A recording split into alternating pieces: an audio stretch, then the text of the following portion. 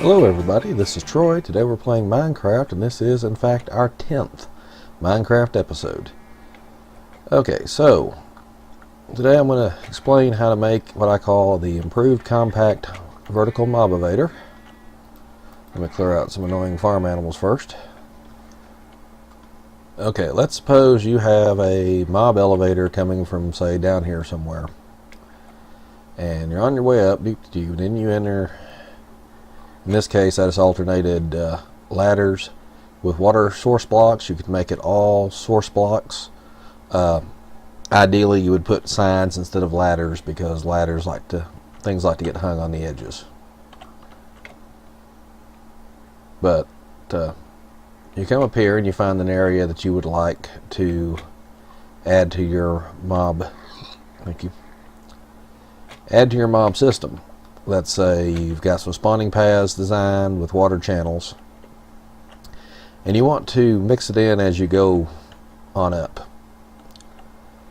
Now, standard mob elevator designs like the one Ethos came up with from Ethos Lab, which is an excellent design, involve pressure plates and signs and weird water flows, which won't work if you have water blocks right here.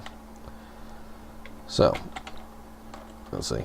My standard technique, 1, 2, 3, 4, 5, 6, 7, 8, is to have a couple of water blocks back here that wash things down to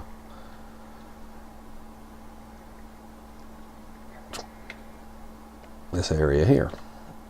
But let me bounce back here and show you something. Using the magic of F5, you see a mob trying to bounce out of this area. We'll end up here and we'll be bouncing fairly low to the ground. In fact, you might can see that he does not get up very high at all.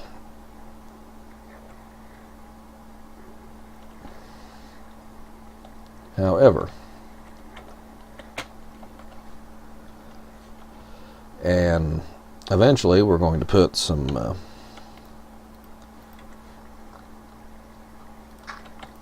anyway, ideally your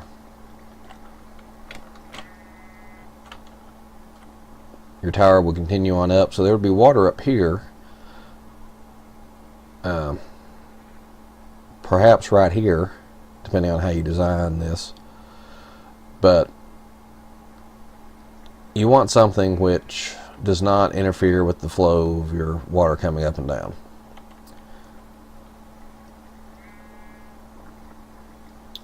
So what I decided to do was, instead of going to right there,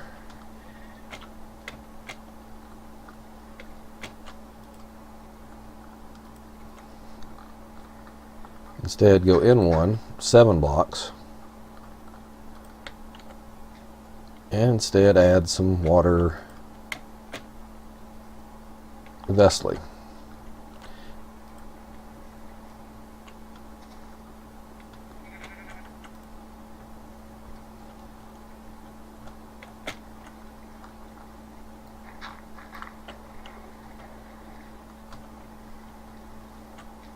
So now, through the magic of F5, you'll see that as I try to swim up, when I reach this area, I'm actually sitting much higher in the water stream. And if there was water up above me, say where my cursor keeps highlighting there, then my head would be in it and I would be floating upward even as we speak. Let's wait till dawn and I'll explain a little more.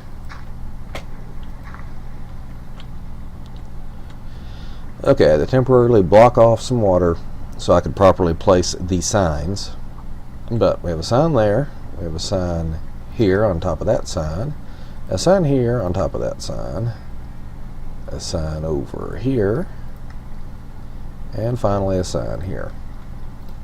And what that does is gives us 4 signs here that's holding up water there.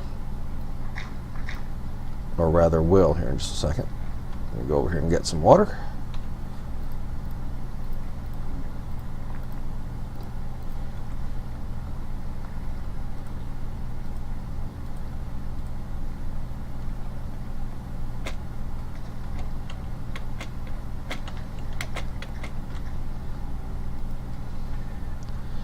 we can place 4 water source blocks here.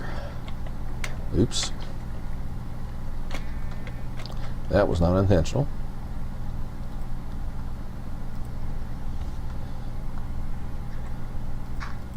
And then we could place more signs or more water source blocks and go on. But the point being that now, start down at the very bottom here, swimming up as a mob would try, you would come all the way to the top. And swimming in from the side, as a mob would try, you would end up again swimming up to the top. And using this method, you can, I believe it works from every side. Yes. Using this method, you can have as many different, say, spawning levels or collection levels that you want. Having everything brought to a central column, which then will lead up to whatever you want to do, whether to smash things to their death by dropping off a large cliff, or burning things with lava. I'm seriously considering on some multiplayer world I'm playing to just have this come up in the middle of an ocean somewhere so people look out and see mobs just bobbing to the surface. You can also do it this way with 2 water sources, and it makes a cute little X shape there that brings things to the center. But I also like the swirling motion. Alright, let's show you what I've done with this.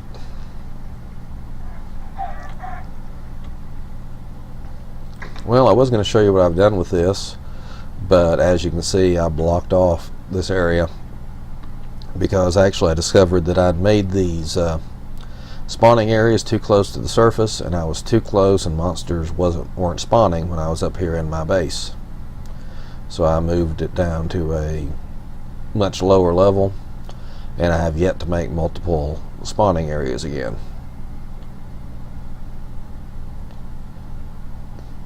But when I did have the spawning areas, here multiple spawning areas, I had the design similar to what I showed you outside here.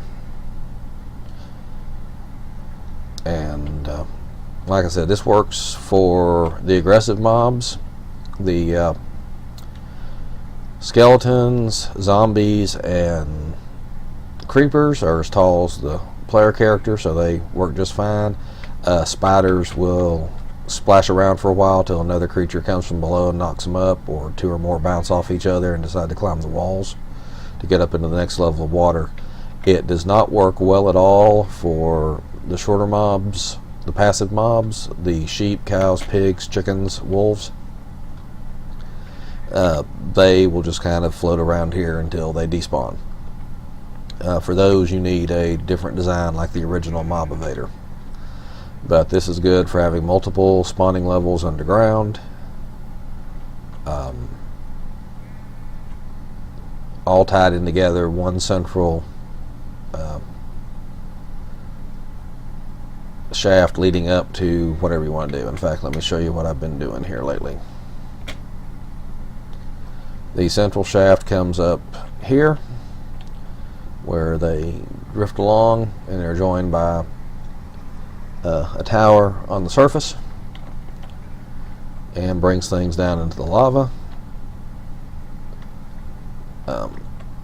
The water currents then push them over here, and you don't know if you can see. Let's see here.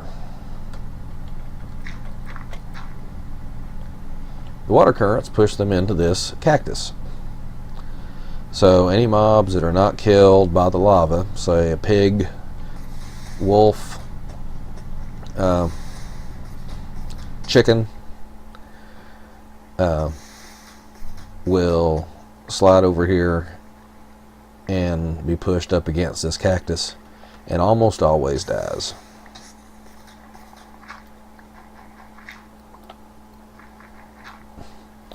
And you see the sign keeps the water and mostly the animals from coming down until they've had time to bounce on the cactus a few times, but allow the mob droppings to drop through.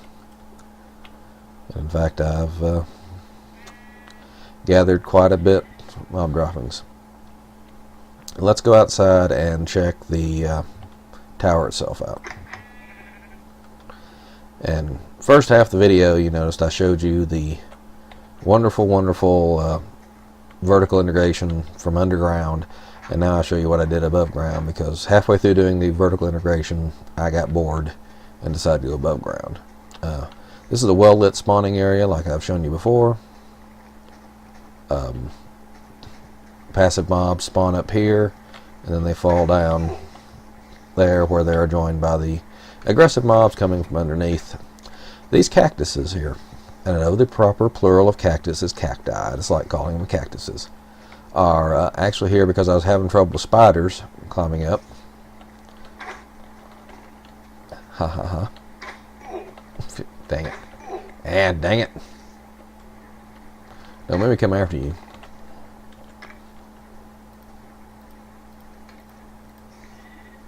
Let's swap this out here. Oops. Anyway, I was having trouble with spiders climbing up in here. And also, farm animals dropping from above were trying to fly sideways and were landing on the edges here. So I added cactus. So farm animals falling down will bounce off the cactus and end up in the hole. Spiders climbing up will kill themselves on the cactus and again drop by. And this is designed so that any drops that fall anywhere in here will eventually end up in my mob collection area.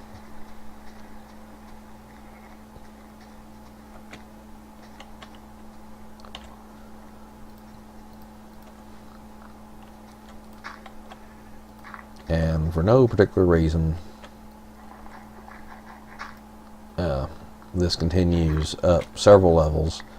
It didn't need to. Once I got building, it was just easier to keep going. Starting to get dark. All the way up to the top here, which is actually unfinished, but my plan was to just build high enough so that I could have a plain cobblestone area unlit. Now you can see all the way down there, which could double as a aggressive mob spawning area at night, which we are getting close to that. But I have made some care not to leave odd torches laying around outside. So the only well-lit grass at night, oops, is in our passive mob spawning tower. So now that it is dark, it should take no time at all for our passive mob drops start coming in. So I'm going to clear out a little space here.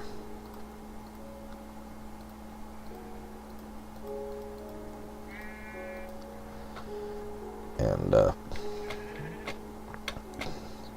let's see what the passive mob tower works. Like I said, now that it's gotten dark. You can already see that this being the only lit area in the lit grass in the area, we start having mobs spawn almost immediately.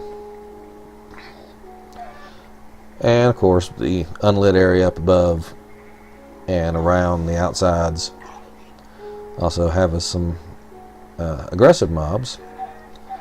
For some reason my mobs down here stop spawning sometimes. I have to go over some distance from the base and come back before they start spawning again. I don't really understand why. Etho has also mentioned this.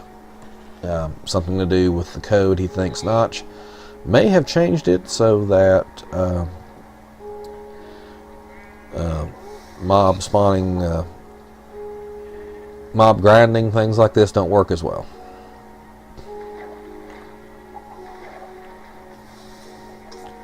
You'll notice occasionally we get a cactus. That was not the intention.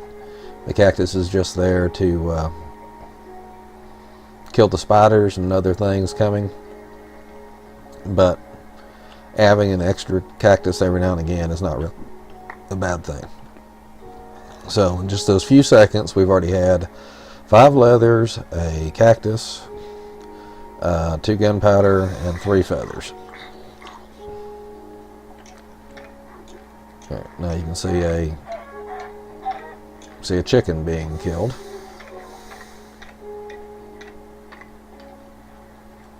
Here comes another. Hee hee hee.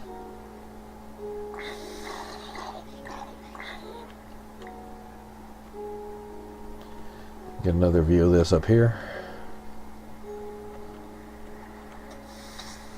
As you can see, the fall damage and hitting the cactus on the way down often kills creatures before they even get to the lava. And in spite of the fact that there's no specific sheep shearing mechanism, we sometimes get wool. This is because sometimes when sheep are trapped in the water channels, they encounter wolves who will attack them. And as I said before, all the items dropped in the water channels make it down here to the collection point eventually.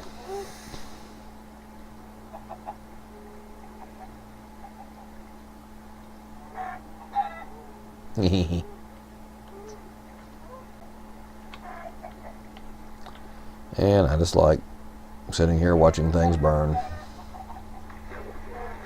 Hello, cow.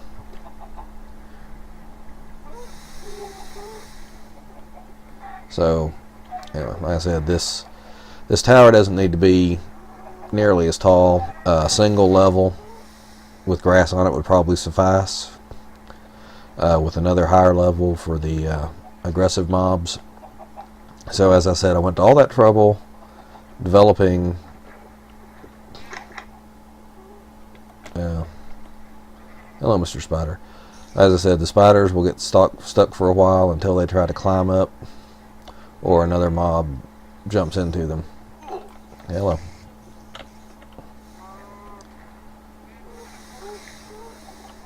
But I spent all this time developing this vertical, compact, multi-level Mobivator, and then ended up not really using it, and instead going back to the old standard vertical above ground gravity fed system, which I just think's more entertaining because you can watch more of it.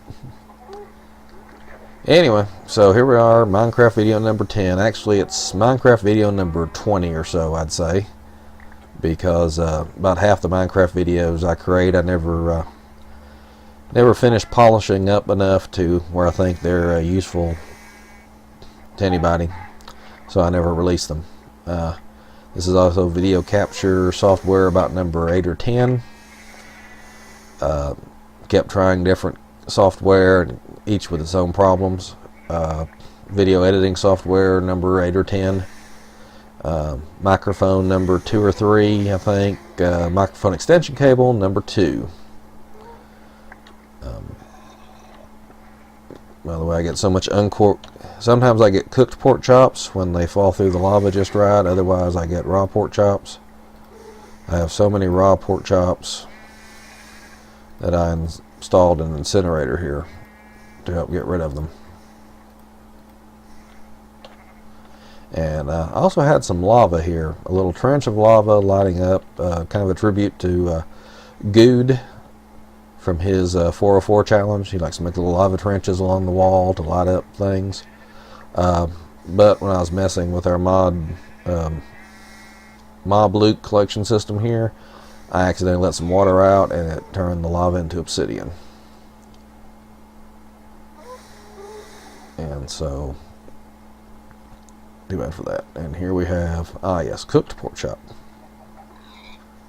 That did work. Alright, well, that's all I can think I've talked about tonight. It's getting late, so it's time to go to bed. So y'all just have a wonderful night. God bless, and I'll see you next video. This is Uncle Troy signing off.